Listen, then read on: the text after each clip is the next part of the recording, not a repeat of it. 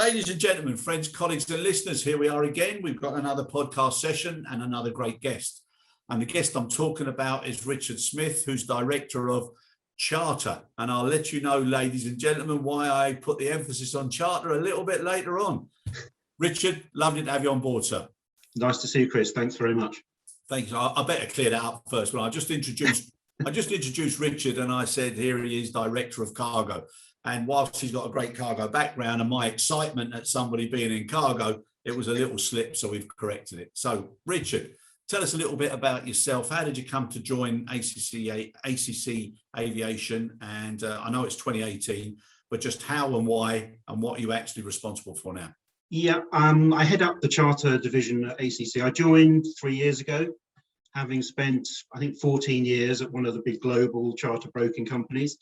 From my point of view, great opportunity to come into a relatively small charter business and develop a company quite ambitious, wants to diversify. So from my point of view, relatively blank piece of paper to come in and build a charter business from a low base, amongst a whole team of experts here that are aviation specialists of all sorts. So yeah, that was why I came to join ACC Aviation. Brilliant. And like you say, I think, especially these days, anybody that's got the chance to, to have a blank canvas and be a bit creative and do something from the beginning, it's a wonderful opportunity. It doesn't come along that often. No, and having worked in a sort of well-established company, it was nice to be able to bring about some change and improve the way that we were offering charter here at ACC. And as I say, build on the sort of history of operations that we had primarily around wet leasing, going back to when the company was formed about 20 years ago. Yeah, no, brilliant. And so your global footprint is pretty extensive as well. So you're Europe, Middle East, Africa, you've got North America and the Asia Pacific. So you've got a good, we've sort of rapidly expanded our network of offices in the last couple of years. We've got a successful and growing charter business primarily in the US. They're also looking at some of the other products. Our aviation consultancy business is Dubai based, but again, obviously looking for business around the whole industry. And we opened up in Kuala Lumpur in Asia a couple of years ago, again giving us access into the Southeast Asian market and giving us quite a strong international network. Unusually for our type of business, we also have an office in Africa. So yeah, a broad. And whereabouts in Africa? We're in Addis Ababa. Oh, okay, all right. With some quite strong connections in East Africa with some of the airlines there. We have worked closely with Ethiopian Airlines. A lot of the East African airlines we know very well and work well with. No, Ethiopian are a good outfit. I know most of the management there, and especially the CEO is a great fella. So no, good. Right, now you mentioned there about ACMI, wet leasing. You mentioned about the consultancy. So now, what are your primary products that you're offering at the moment? The primary products are three really. One is the charter division, which is specialized bespoke charter for larger passenger aircraft down to private jets. So we do a wide range of charters, and more recently some cargo operations as well, which we spoke about a little bit earlier. So that's the division that I look after. We're also into short-term and long-term wet leasing. And that was a sort of core of our business for many years and has helped the company grow, which is basically inter-airline deals. So we will plug an aircraft literally in for 24 hours. If an airline has an AOG, they'll come to us for a short-term replacement. Or if they have a seasonal requirement for a wet leased aircraft, they will come to us and we will source aircraft for 6 months or 12 months on a wet lease basis. And the third part of the business is aviation consultancy.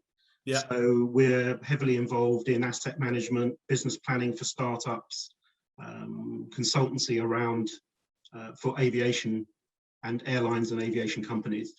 Okay, right, brilliant. And then just so that we just bring it back to that wonderful word cargo, and I think you mentioned just there that you've also been involved in the Preighters, the new term, or the term that people are now getting used to. Yeah, at the peak of the COVID pandemic, obviously when PPE was moving around the world at sort of huge volumes by air, we got quite heavily involved in using some of the passenger aircraft for the carriage of PPE. Yeah. So some of our sort of long established passenger airline clients that we've been working with for years, in the absence of passenger business, were looking to utilize their aircraft, and we were able to bring them in to move PPE out of China primarily into Europe. So yeah, that was a new venture for us, but it just built on the relationships that we have with a lot of the operating airlines, particularly in Europe, where they were keen to take that opportunity and I guess react to the market opportunities it was to move PPE. Yeah, no, and everybody who got involved, it was an incredible effort by the whole industry. And now I was just reading something there where they were talking about the global vaccinations is somewhere around 1.2 to 1.5 billion doses has been applied. Yes. But there's still 1.5 billion doses is surplus. And for those to get distributed, now there's a problem whereby the countries that need it can't take it in such large volumes. Yes. And it has to be drip fed so that it's more effective. Otherwise, I think they were talking about upwards of 30, even 40% of those doses could be wasted. Yeah, and again, using these passenger freighter conversions, you're talking aircraft like 787s, which have got a relatively small cargo space available compared to a full freighter, but it does allow you to sort of economically feed smaller volumes and quantities into the system. So that they are ideally suited to that type of logistics. Absolutely. Yeah.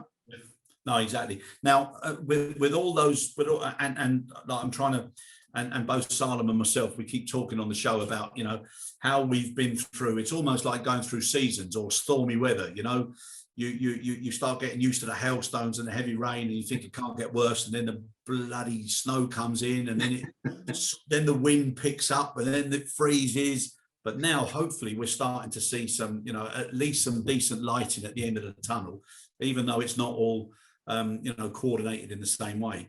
But I think from your perspective now, you know, when you're doing your budgets and your forecasting, I mean, the horizon, you know, albeit, you know, for all the problems that are in the industry, your particular sector has got some fantastic opportunities now. Yeah, I mean, ironically, speaking from a charter perspective, disruption tends to generate opportunity for us. And the skill of the charter companies is to adapt, be flexible, find sort of innovative solutions when things are not going to plan. And obviously with the impact on the global scheduled networks, there will be opportunities to bring in bespoke solutions to meet people's travel needs, particularly for corporates. We're focusing on corporate shuttles. So where corporates may have used low-cost carriers, those networks are going to not recover for the next few years, I would suggest. And so there will be the need to provide corporate shuttles to move teams of staff, important people around between production facilities around Europe, in the US. We're seeing signs of rising demand for corporate shuttles in the US. The US office is working on a number of those. So yeah, I think from our point of view, in terms of providing flexible solutions to people who've got these challenging travel environments, that's our sort of bread and butter, if you like, really. Yeah. And right, so I'm in Spain now. Okay, so I got here yesterday, and I've got to fly again within Spain for a set of meetings on Thursday and Friday. And now I've got no problem with that, and what I found from when I landed in Spain was fantastic, but the actual experience getting here wasn't good at all. Mm-hmm. Yeah. So from, you know, too many people sitting at the front of the aircraft, all crammed in on top of each other, and then being told that because of the computer trim, that 5 to 10 people had to move down the back, and the staff weren't able to explain in a logical, you know, man on the ground perspective. So they're thinking, well, why have I done this? I paid extra money. Now you want me to move down the back, and if that's the case, why can't we be spread out so we're more safer? All these questions. There doesn't seem to be enough awareness and training on how to communicate to the public to calm them down and just explain in a logical fashion as to why certain things are happening. So now, personally, Zoom is fantastic, and what we're doing is great because it's keeping everybody in touch and communicate. But there is now only so much you can do. It doesn't matter how fancy the automation and whether or not you've got digital whiteboards and, you know, you've got mind mapping and all these sort of things. sometimes you do have to be face to face and in a very productive environment. So I think what you just said there about the corporate schedules and corporate charters and things, I think that's going to come even more and more and more. Yeah, I really agree with you on that. I mean, I think what we found, obviously, when the pandemic kicked off, we worked remotely, and you find that, yes, you can work remotely using Zoom, you can hold meetings, etc. But actually, as you move forward and try to run a business and function in within a business environment, you realize that actually there's quite a lot of limitations to the virtual feeling, and actually seeing people face to face across the table, having a face to face negotiation or discussion around a topic is actually something that can't be replaced by the virtual experience. And I think we're now realizing the limitations of Zoom and Teams and all the rest of things. So yeah, I'm confident and optimistic about that people will see the value of needing to meet face to face, travel in a sort of biosecure kind of way. And I guess what we're trying to develop and we'll be developing is an option for travel where you don't necessarily go through the main terminals. You're not necessarily going through a bottleneck at one of the big international airports. You have a dedicated aircraft so that you know everyone that's on the aircraft with you. You go through a small FBO that's dedicated terminal to your operation, and you can, because at the end of the day, I think we're going to be affected by COVID for a long time to come. Although we're kind of in a good spot in the UK in terms of the vaccines. When you're traveling internationally, obviously you've got a real mixed audience of passengers that you're mixing with at airports and things. So we are saying to the corporates, look, there is a more biosecure way of providing corporate travel through a bespoke charter. It doesn't necessarily need to be an expensive option either. You can travel from local airports, etc. So absolutely, we're sort of hopeful and optimistic about the role of charter services and bespoke corporate travel going forwards in the next few years. Yeah, so your best unpaid consultants have been the queuing in Heathrow, getting back in, and the segregation, absolutely, and the mix of red and green and red and amber, and then of course the the old giants of the industry, the hubs, because people are now getting concerned about when they're hubbing, what happens when they get there, and where is everybody else coming from. So that this uncertainty is something that's it's going to be around. It's going to be around for a long time. Now, let me ask you something, right? And this is something that I've spoken to a lot of people, and I feel quite strongly about it. Now, you're starting to see carriers and people are starting to say what their awards they're getting for hygiene and sanitization. Everything. Now, do you think that's something that should be used as a, almost like a service element? Do you think that's the right way for us all to be going? I think ultimately we should be saying that is a requirement rather than something which is on a sort of scale of, a scale of 1 out of 10 or 10 out of 10. I think there is a certain level of hygiene and the way that you manage your operations, which should be a given, and almost the same way as aviation safety is a given. So from my perspective, that from a charter perspective, you wouldn't expect to make that a differentiator. I think what differentiator, if you like, is having your own aircraft, having your own space, having your own terminal space, and traveling with known your colleagues basically would be a differentiator. So from my point of view, I think that has to be a given going forwards. Yep, and I think what you said there about describing the chain of events, and you were talking about the FBOs, etc., and also having the security of knowing that somebody either in your organization or somebody who's now become specialist at that particular side of the business is guaranteeing all the people that are going to be on that aircraft. And I think that whole process, and whereas before with the touch points, if you went on private aviation, you're 10 times less on the touch points than on legacy carriers with all the other, touching areas. So I think people are going to start looking at that an awful lot more. Yeah, and it's a complex, travel these days is a complex affair with all of that in-terminal stuff, the medical checks, the health statements and things. And we basically can take care of the management of all of that, whichever routing you're flying on. So I think there's definitely a role for people to be specialized in that area, understand the national requirements of any destination, and oversee the delivery of that from a safety point of view, health and safety point of view. Yeah, and I'm assuming that what you're able to do as well, Richard, is you're able to look at the liability and the insurance side, and also the flexibility that if, just like something that's just happened in Portugal, which again I think is ridiculous, but everybody then being told Portugal is the one of the saving graces and the the hot spot in Europe, and then as soon as they start booking up and getting on their holidays, they're told they've got 4 days to get back by a certain time. So with your bespoke services, you'd be able to accommodate that quite quickly. Absolutely, and we're used to moving schedules, moving the day of operation, moving from a 10 o'clock departure to a 2 o'clock in the afternoon departure. That's all part and parcel of what we do and how we manage our suppliers.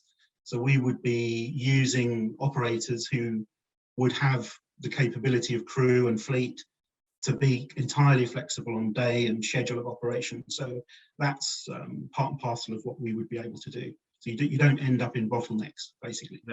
And also the amount of time that's saved is incredible, isn't it? Yeah, I mean, you number one, you can fly from regional airports. Yep. So you can fly from smaller regional airports, which reduces your amount of road travel time. Sustainability is obviously a big topic right now, quite rightly.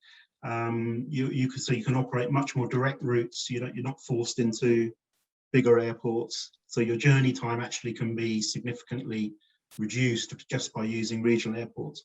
Yeah, no, I agree.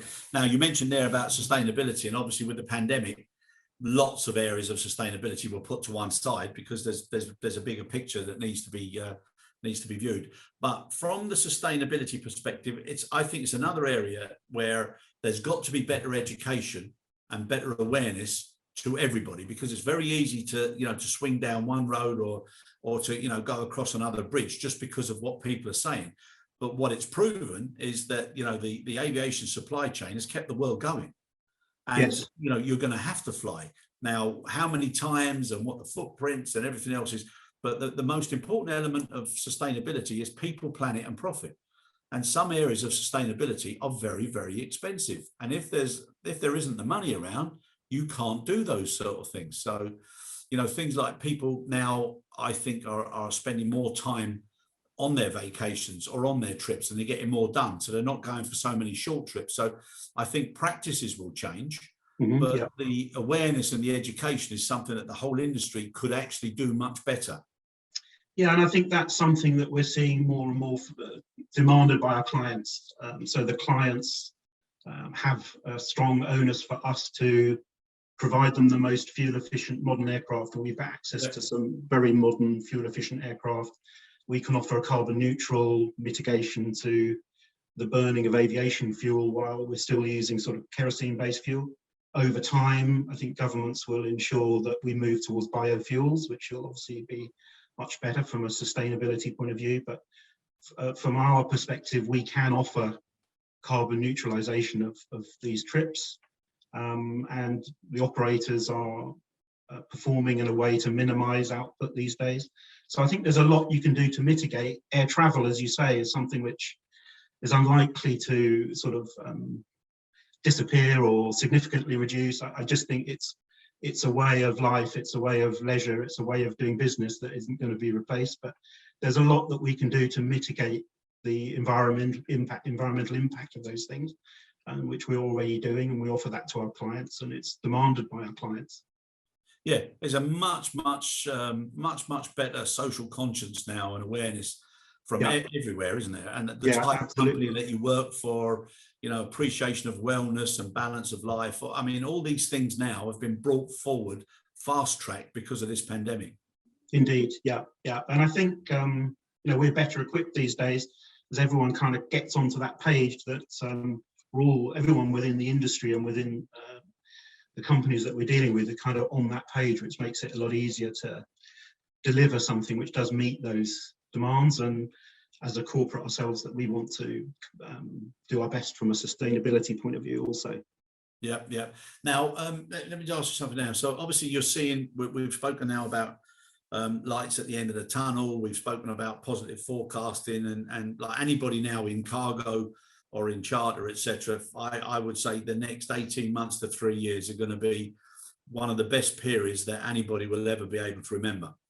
Now, as far as that's concerned, what areas are you seeing as the most important to your business, your organisation moving forward? I think it's emerging. It's beginning to emerge. There were certain parts of the business that we've been flying for the last 12 months, things like humanitarian operations, the movement of crews and things. Looking forwards, I think there's the meetings and incentive market will pick up again, I'm sure. I think that there'll be more in terms of the entertainment industry. So we're moving film crews around, which stopped for a period of time.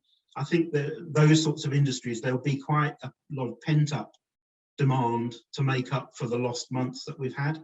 And keeping them all together so that you don't get those isolated outbursts that then suddenly throw things up. Correct. So they see a huge value in doing a sort of biosecure bubble, if you like. Yeah. The entire production crew and obviously all the artists, etc., in music and film and TV. And they really see the value of having their own chartered aircraft to fulfill those logistics. Yeah.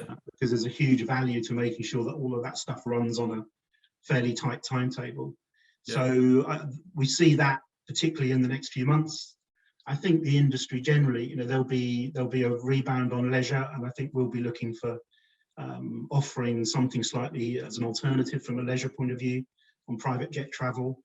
So yeah, I think we're optimistic that a lot of the big corporations will want to catch up on promotional work. We do quite a lot of automotive launches and things like that, which have obviously just stopped. But I'm sure that people will want to start to put those things back in place. So I would anticipate a busy period of 2 or 3 years and hopefully longer. No, I think definitely.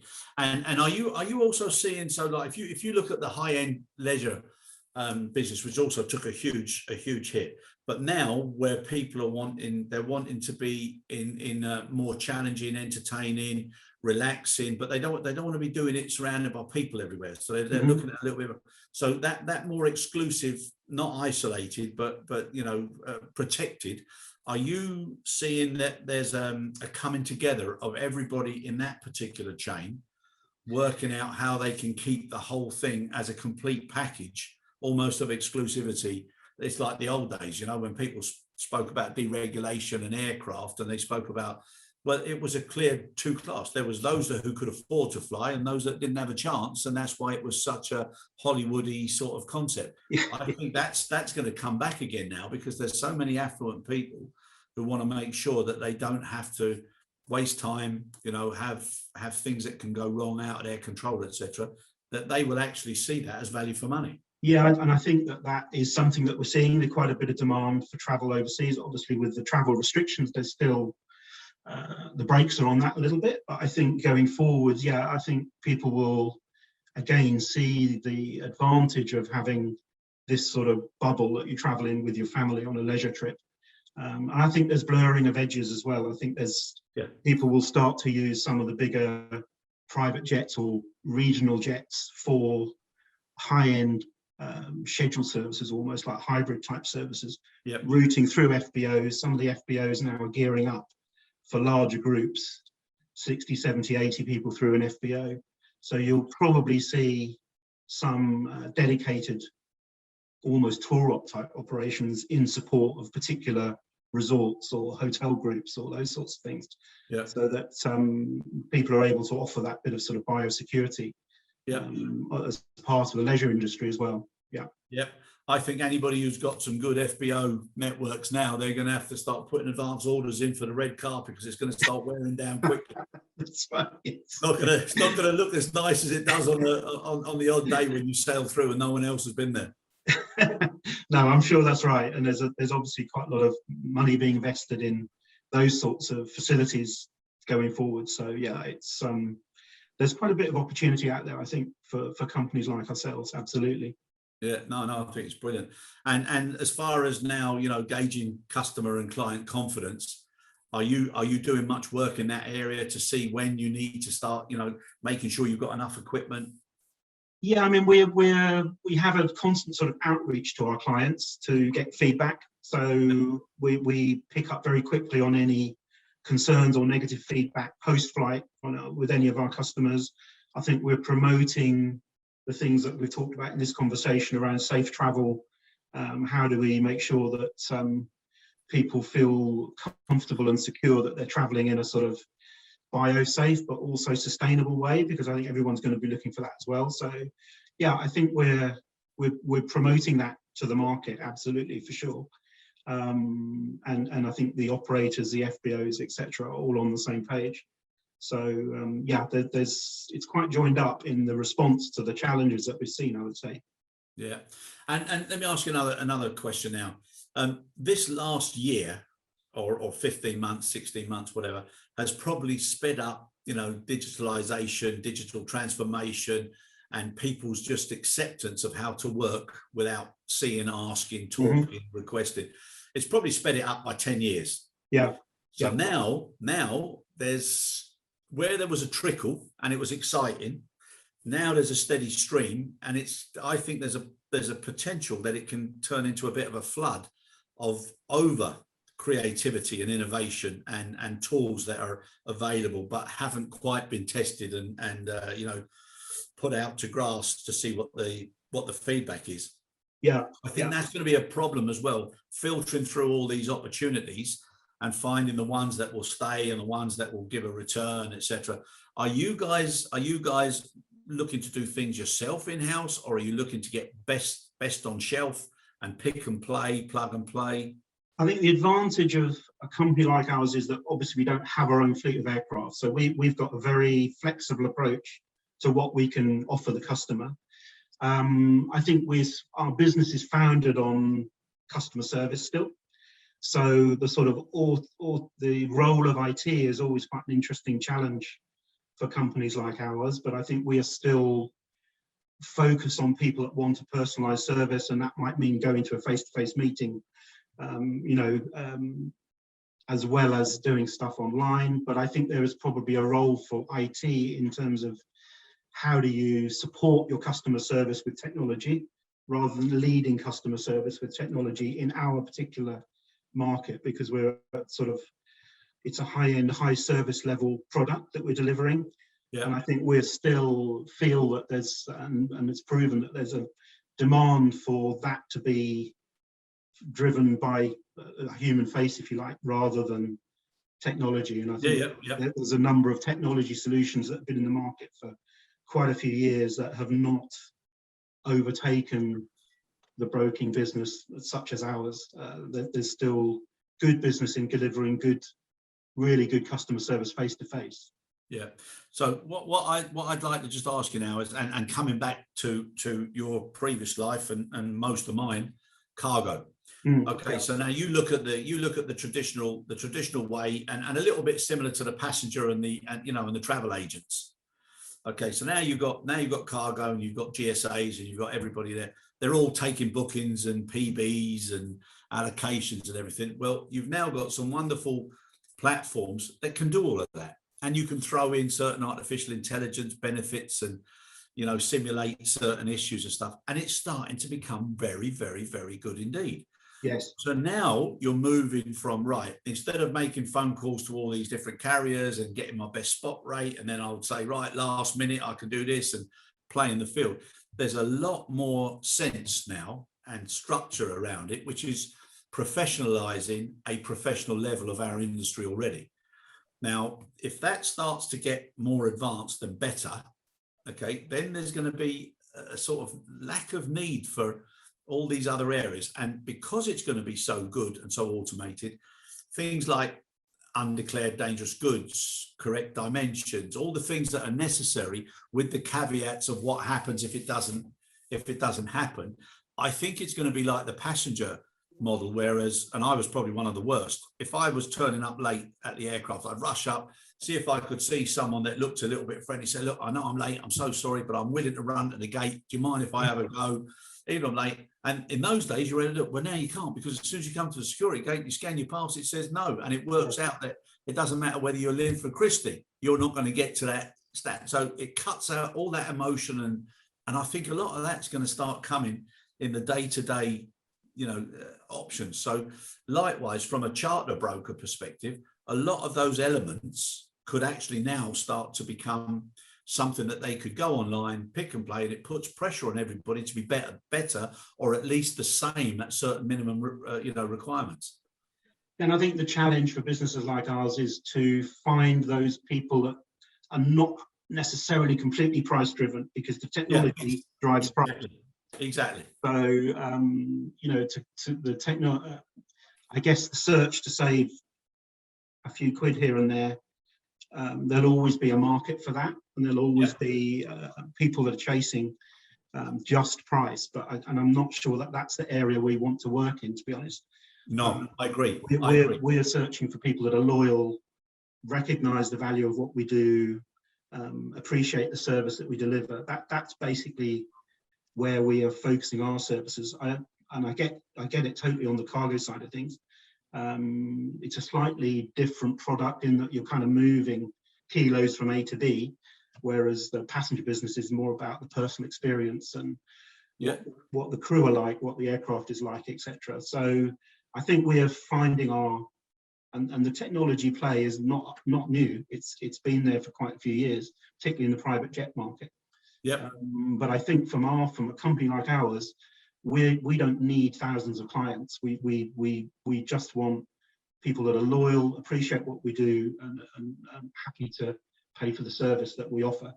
And happy to say we're finding a lot of that. And I think even in this day and age, there's still people that appreciate that and want to have a conversation if something starts to go awry, or they want to make a change or delay for a couple of hours, as you spoke about earlier on. There's still a market for that personalized service, and that's kind of where we are. And I think what's happening now is people want to make memories. They've realized how much of their life and lives have been lost, and God bless everybody who's been affected by it. But now they want quality, and that's the way it should be. So there shouldn't be this race to the bottom, and like you said, price driven, even though there's always going to be that little market segment. But I think everybody else now, and if you look at vaccines and pharma, the industries themselves are driving those levels of quality. So whether it's to do with risk, lane assessment, and you mentioned there about point to point.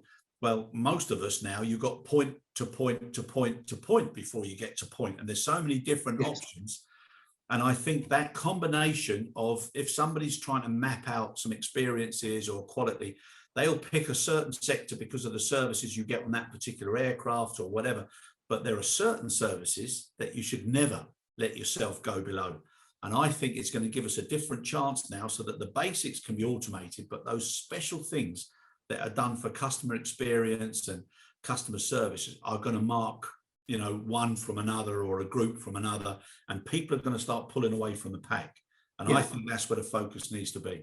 I mean, don't get me wrong, we want to deliver value for money, and we can deliver value for money, but it's a complex task. Travel these days is a complex thing, particularly in some of the areas and the business areas that we're supporting and working with. So absolutely, I think you're right. It's about quality, customer service, flexibility, innovation, the human touch, if you like, but also value for money, 100%. And I think people will spend more time now researching and looking, because there's also a lot of comment about recency of training, and are people keeping up with the training, and even if they are keeping up with the training, the fact that you're not doing something on such a regular basis, and then you've got to rush and do it, what's the impact of that sudden surge of, and then are you stressed? Are you got things on your mind? Human factor, SMS, all these things are so important. Yes. Those are the things that I think our industry, irrespective where, those are the things that we should be spending a lot more time PR and on websites. And so everybody starts to understand, because there is an interest level now in aviation, better than ever before. Yes, 100% agree. And again, that's, I would see that as part of our role of advising a customer on whose aircraft we put them on, and making sure that we're doing the right thing by the customer and recommending only the best that's out there in the market, basically.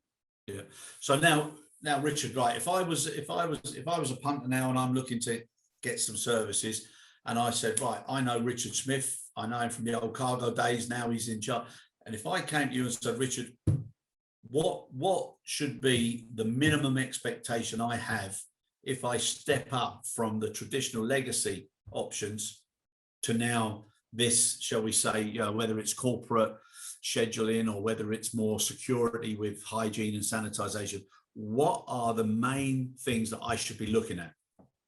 The main thing is a personalized service. So someone dealing with the same person from beginning to end of your the journey experience, and taking personal recommendation from an expert in the market, relying on those people to check on the safety of the aircraft, number one, and recommending the right aircraft for your trip, the right routings, maybe coming along with things that you hadn't anticipated, or innovating a little bit to say, like, had you thought about doing this or thought about doing that? Or we know there's this fantastic aircraft that has just come onto the market, brand new.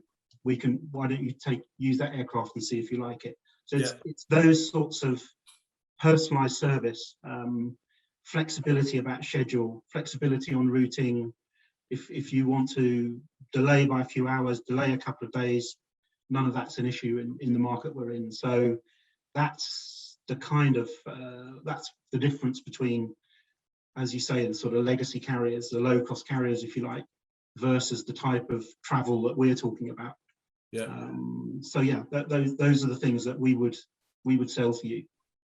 And I think coming back to what you're saying, and there's been lots of examples previously now about if you do go for the cheaper option, or if you do go for an option that doesn't cover an awful lot of prerequisites. And unfortunately, one of the sad ones that I thought was terrible was the footballer on the private chart. My God, after finding out all the things that happened there, and who's responsible for your life, who's responsible to make what decision, what's the criteria of decision. And I think now, people need to know more, and they should want to know more, and they should be interested in knowing more. So when they make that decision, it covers all the potential elements.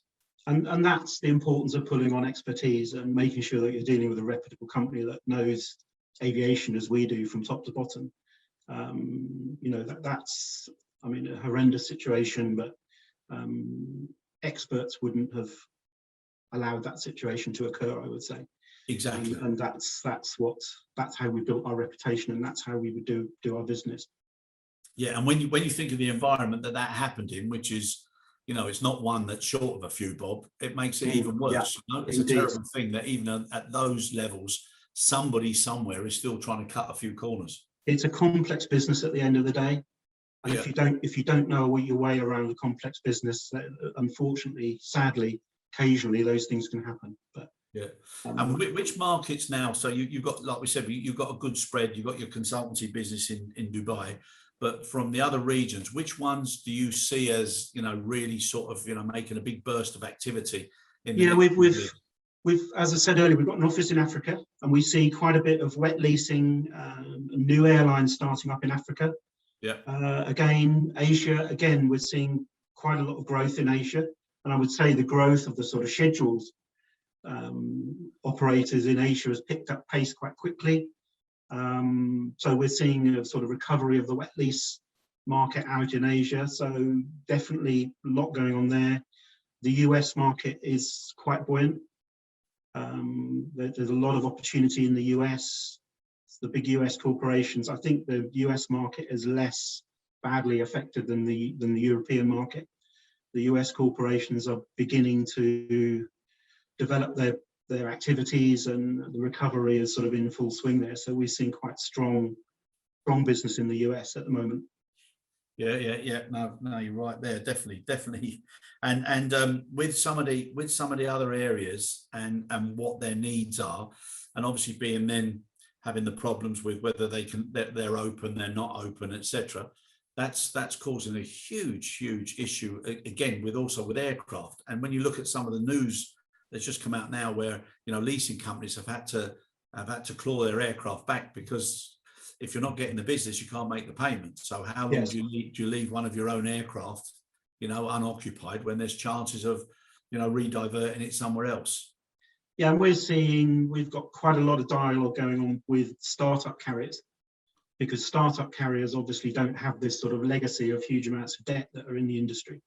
And so our consultancy business is actively talking to and business planning and advising a lot of startup airlines who will kind of come out of this in good shape as the business starts to recover. So yeah, as we said earlier, there's opportunities created from obviously the really unfortunate circumstances that we've all had to face in the last few months. But yeah, I think looking forward to a sort of positive developments going forwards. Right. Yeah. No. Exactly. Now, on a personal basis, what are you looking forward to over the next, let's say, the next 12 months? Of a purely personal or from a business point of view? In your position, I'm sure on a personal basis, you're looking forward to a few good nights out. I could do with a holiday. Yeah, a holiday. Yeah. Yeah, I think it's just a recovery of the market. We had got quite good momentum of growth in the charter business here at ACC, and it'd be great to see some of those segments that we work regularly in recover their confidence and see activity. What we've found is that a lot of the sort of legacy relationships have broken down in the last few months, which is from a sort of smaller challenger in this market, which ACC Aviation is in the charter field. That presents us with opportunities, because we're getting into a dialogue with, from a client perspective, people that perhaps we wouldn't have had an opportunity to talk to in the past. So I think it's just that return of confidence and people wanting to get out, book programs, book trips, pick up where we were a couple of years ago, and just get that momentum going again, because we got ourselves into a really good place. Yeah, 100%. I was just going to ask you a question. You're not involved in the Euros, are you, in any way? We've got a few small operations, and we have been involved in fan travel in the past, and obviously the sort of huge reduction in the number of fans has meant that that's unlikely to happen. But we have got a few private jet trips where smaller groups are going in and out. We're still working a number of inquiries in that area. So yeah, I think it's sadly a sort of limited opportunity, and we would have been heavily involved if the number of fans had been at the full capacity. Obviously, with the tournament spread over, I think 10 or 12 cities, it's again, they're heavily reliant on some bespoke travel arrangements for those. So yeah, we do have some business in that area, but it's one of those areas which is, due to the fan travel, not as strong as we hoped for. And Qatar next year? Yeah, we've got some interesting conversations going on around long haul trips into Qatar. Yeah, absolutely. It's the sort of thing that we would get involved with. Absolutely. Yeah. Yeah, no, fantastic. Yeah, I wonder how that's going to turn out. And it's, everybody missing the sport so much, I was due to go down to South Africa for the Lions. I was looking forward to going down with my son and some friends. And, it's just such a shame. Terrible, isn't it? And I think there'll be huge demand when those things are possible again, because everyone's missed it so badly. 100%. Yeah, and it puts things in perspective, and like I say, all about making memories moving forward now, I think. Yeah. I think let's hope the brakes come off before too much longer, and we can start to move rapidly forward again. Yeah, whatever we can do as much of it as you can, because you're not on this world for long enough. Indeed. Yeah. Richard, thank you so much. I wish you well, wish your company well, and please keep in touch and let us know how things go. Thank you, Chris. We'll be glad to speak at some point in the future again. Absolutely, we'd like to do that. Yeah. Okay. Right. Nice to talk to you. Yeah. Likewise. Thank you so much. Thank you. Cheers.